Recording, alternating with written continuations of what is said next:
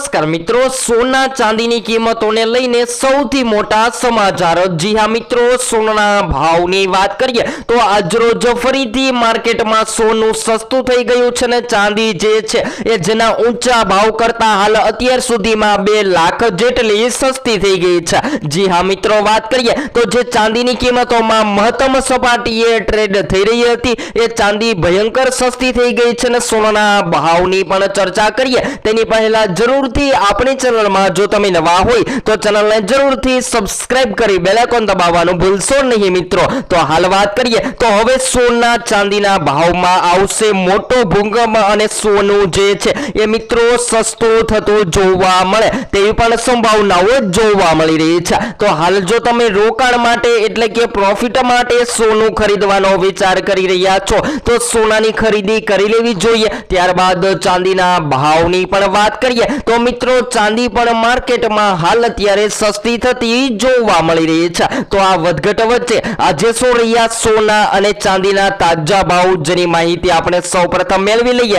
तो 22 कैरेट सोनानी किंमतोमां आज 1 ग्राम सोनू 13,714 में, ज्यारे 10 ग्राम 1,37,140 में, ज्यारे 100 ग्राम 13,71,400 में जोवा मळी रह्युं छे। त्यारबाद 24 कैरेट सोनाना भावनी पण माहिती मेळवीए तो आज रोज जेमां पण घटाडो नोंधाईने 1 ग्राम सोनू जे छे 14,916 में, ज्यारे 10 ग्राम 1,49,610 में, ज्यारे 100 ग्राम 14,96,100 रुपया में जोवा मळी रह्युं छे। त्यारबाद चांदीनी किंमतोमां आज रोज स्थिरतानो माहोल जोवा मळी रह्यो छे। तो आज चांदी पण स्थिर थईने 1 ग्राम 264, ज्यारे 10 ग्राम 2,649 में, ज्यारे 100 ग्राम चांदीना भाव अने 1 किलो 2,64,000 ની સપાટીએ ટ્રેડ થતી જોવા મળી રહી છે। તો હાલ વાત કરીએ તો મિત્રો સોના ચાંદીની કિંમતોમાં જબરદસ્ત કડાકો બોલી ગયો છે